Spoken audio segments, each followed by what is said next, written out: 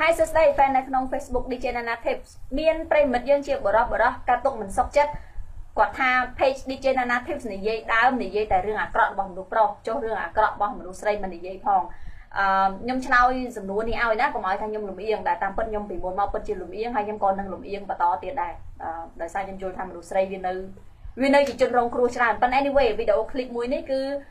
និយាយពីភាពអវិជ្ជមានខ្លះរបស់មនុស្សស្រីខ្ញុំកត់ទៀតខ្ញុំមិនមែនចេះនិយាយទេ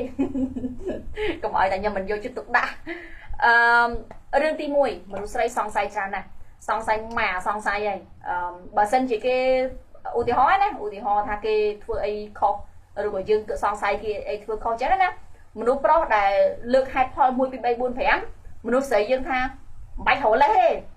ហើយបើថាគេអត់ឲ្យហេតុផលគេនៅស្ងៀមចឹងណាអាងមកសួរបងណាបងបើសិនជាគេនិយាយតែមួយម៉ាត់ក៏ខ្ញុំអស់ចិត្តដែរប៉ុន្តែគេអត់និយាយ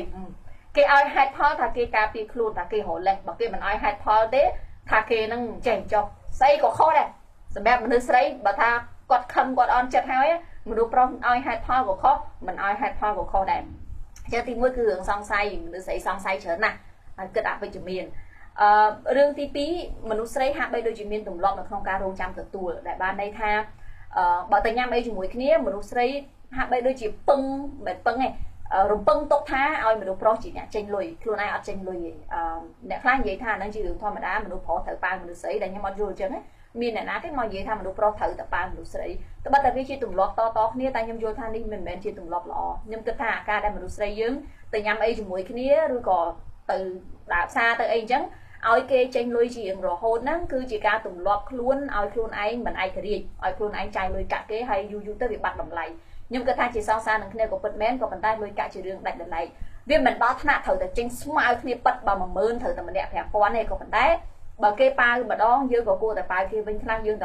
ក៏គួរតែជួយចេញលុយខ្លះតាមលទ្ធភាពដែរយើងមិនគួរទម្លាប់ចាយលុយគេទេរឿងអវិជ្ជមានទៀតមួយទៀតរបស់មនុស្សស្រីវាយស្រឡាញ់បានន័យថាបើមនុស្សប្រុសវាយមនុស្សស្រីអូមិនសុទ្ធតែអាថប់ទៀបអីណានៃប៉ុន្តែបើមនុស្សស្រីវាយមនុស្សប្រុសវិញគេថាវាយស្រឡាញ់អាហ្នឹងវាយគឺទេខ្ញុំអត់យល់ថាជាយុត្តិធម៌សម្រាប់មនុស្សប្រុសទេខ្ញុំទទួលស្គាល់ថាមនុស្សស្រីកម្លាំងតិចជាងមនុស្សស្រីវាយអាចមិនឈឺដូចមនុស្សប្រុសវាយទេក៏ប៉ុន្តែសាច់ក៏វាចេះឈឺដែរសាច់មនុស្សណាហើយខ្ញុំឃើញស្រីយើងមួយចំនួនដែលពេលគេអៀនពេលគេងោអីគេក្តិចគេអីរឹងដាស់ខ្ញុំយល់ថានឹងអត់មែនជារឿងត្រឹមត្រូវទេមានមនុស្សប្រុសយើងម្នាក់ in specific គាត់សួរថាហេតុអីគេនិយាយថាមនុស្សប្រុសវាយមនុស្សស្រីថោកហើយខ្ញុំគ្រប់ត្រ3លាន%អ្នកណាវាយអ្នកណាក៏ថោកដែរព្រោះអំពើខាងសាជារឿងខុសទោះត្រូវប្រព្រឹត្តដោយមនុស្សស្រីឬក៏ដោយមនុស្សប្រុសក៏ដោយអញ្ចឹងខ្ញុំយល់ថាហ្នឹងរឿងអយុត្តិធម៌សម្រាប់មនុស្សប្រុសបន្តិច